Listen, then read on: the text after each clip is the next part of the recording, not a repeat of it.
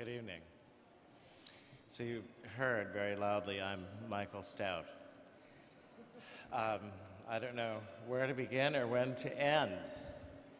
But as you can see, I'm a guy who's been around quite a long time. And I was around when GMHC first got started.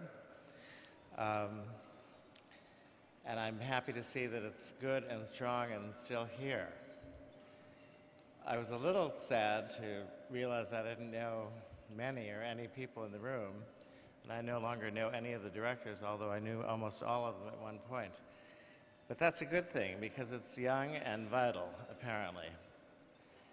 You've all heard stories about the epidemic, the plague, the situation which some of us who are older had to experience in the 1970s and 80s and 1990s, so I don't want to repeat all that, but I do want to say it was an amazing time.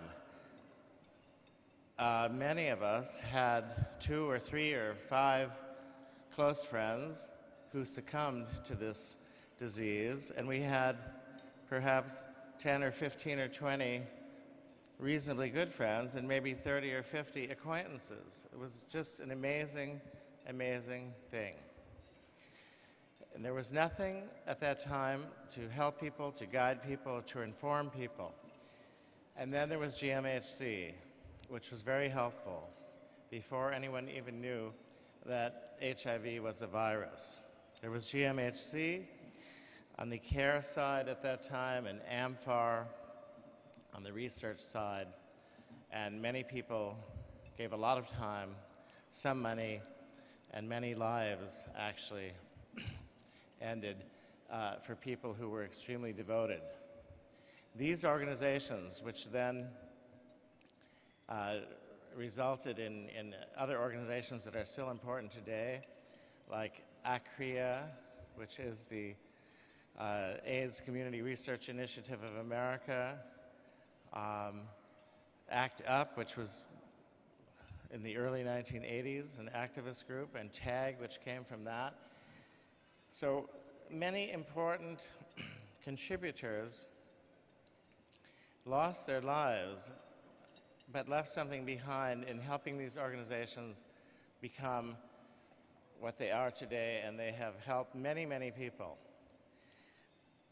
Some very creative people were lost, and that included Robert Mapplethorpe. You heard that I'm the head of the Mapplethorpe Foundation, which has been quite committed to AIDS research and AIDS organizations.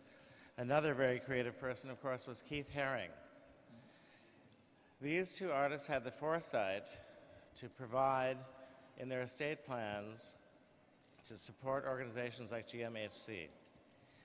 The Haring Foundation has, over the years that it's been in existence, contributed a couple of $1 million to AIDS organizations and has been helpful to GMHC and has contributed, as you know, to the food program.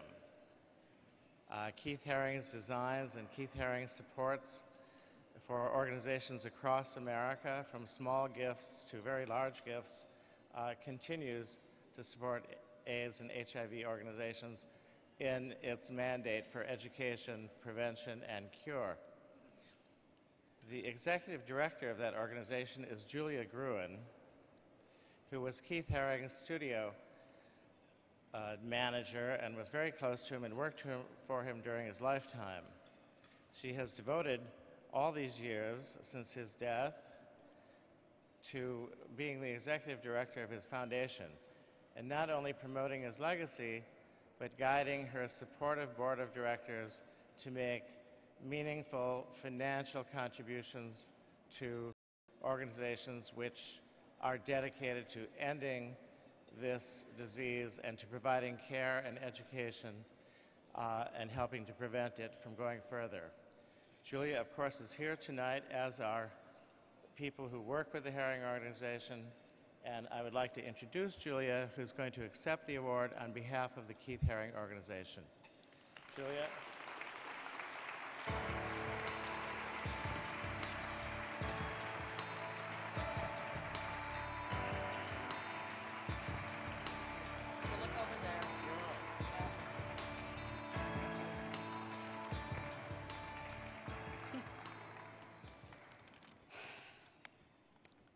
Standing here is an extraordinary privilege. Standing here looking down, only down because I'm up here, but looking down on, as among other people, Peter Staley, yay, who I may not have known well, but we certainly knew who each other were when we were pups. And it's quite something to see you here tonight, as well as David France, Larry Kramer, so many others who were there from the very, very beginning of this extraordinary struggle. It never ceases to amaze me that a man as young and as ambitiously preoccupied with leaving his mark on the world should also be as extraordinarily generous and socially engaged as Keith Haring. His meteoric career spanned just over a decade. His death from AIDS-related illnesses at 31 left a void in our lives never to be filled. But being given the privilege of carrying on both his creative and philanthropic legacy somewhat assuages the pain and tragedy of his and so many other premature deaths. During the early years of the AIDS epidemic, Keith was unfailingly generous to friends, lovers, and colleagues battling the disease that would eventually take his own life. He donated works of art and created logos for many of the HIV and AIDS service organizations that were established to raise both awareness and funds to fight the disease and its stigma. Most of us here tonight are aware of GMHC's extraordinary outreach and extraordinary longevity. Many of us have proudly walked in their annual New York AIDS Walk, the largest fundraiser of its kind in the world. Not New York, not the United States, the world.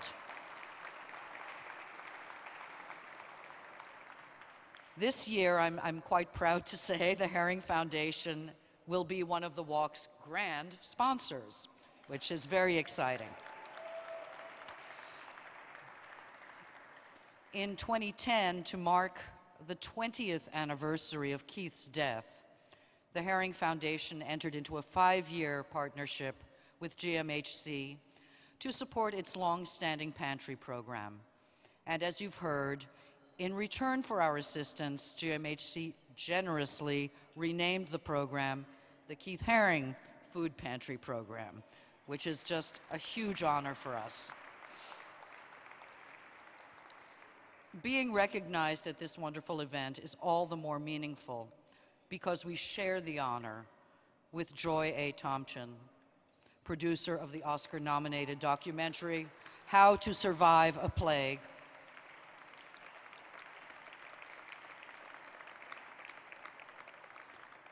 I attended several ACT UP meetings with Keith in 1989, and the experience was indelible. Great advances have been made in the treatment of HIV and AIDS. There's such a long way to go still, but I'd like to thank again Larry Kramer, Joy Tomchin, David France, and Peter Staley, among so many others, for telling the remarkable story of how we arrived at where we are today. In closing, and on a personal note, I must acknowledge that few honors could mean more to me than to receive the Judith Peabody Humanitarian Award. My family was fortunate enough to have been friends of the Peabody. Judy's beauty, compassion, humility, and generosity are legendary, and they are as memorable to me as her superb and unforgettable laugh. The honor GMHC bestows on the Keith Haring Foundation is one we will treasure for a lifetime. Keith would have been so moved by the progress and expansion of GMHC and the broadening of its mission. Thank you, Marjorie, Janet, Seth, Jeff, David, everyone at GMHC. my colleague, the Foundation's Grants and Education Manager, Fawn Krieger, Julie Joseph, our registrar, Ellen Woods, our archivist, many, many friends, family, Michael Stout. Most of all, thank you, Keith Haring, for allowing us the privilege of both serving and preserving your legacy.